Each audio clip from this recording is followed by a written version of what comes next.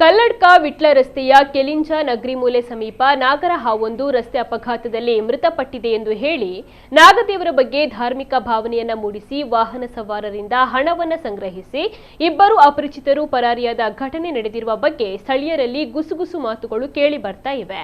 ಮಾಹಿತಿಯ ಪ್ರಕಾರ ರಿಕ್ಷಾದಲ್ಲಿ ಬಂದಿದ್ದ ಇಬ್ಬರು ವ್ಯಕ್ತಿಗಳು ರಸ್ತೆ ಬದಿಯಲ್ಲಿ ಬಿಳಿ ಬಟ್ಟೆಯ ಮೇಲೆ ಕೇರೆ ಹಾವೊಂದನ್ನ ಇರಿಸಿ ಅದು ಅಪಘಾತದಲ್ಲಿ ಮೃತಪಟ್ಟಿರುವುದಾಗಿ ಹೇಳಿ ನಾಗದೇವರ ಹೆಸರಿನಲ್ಲಿ ಹಣ ಸಂಗ್ರಹಿಸ್ತಾ ಇದ್ರು ಎನ್ನಲಾಗಿದೆ.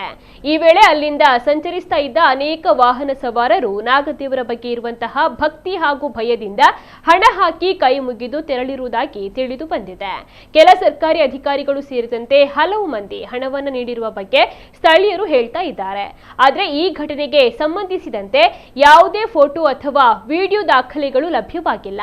ಧಾರ್ಮಿಕ ಭಾವನೆ ಹಾಗೂ ಭಯದ ಕಾರಣದಿಂದ ಸ್ಥಳದಲ್ಲಿ ಇದ್ದವರು ಯಾರೂ ಕೂಡ ಚಿತ್ರಗಳನ್ನ ಸೆರೆ ಹಿಡಿದಿಲ್ಲ ಎಂದು ಹೇಳಲಾಗಿದೆ. ಹೀಗಾಗಿ ಘಟನೆಯ ಕುರಿತು ಯಾವುದೇ ಸ್ಪಷ್ಟ ಸಾಕ್ಷ್ಯ ಆಧಾರಗಳು ಲಭ್ಯವಿಲ್ಲವೆಂದು ಸ್ಥಳೀಯರು ತಿಳಿಸಿದ್ದಾರೆ.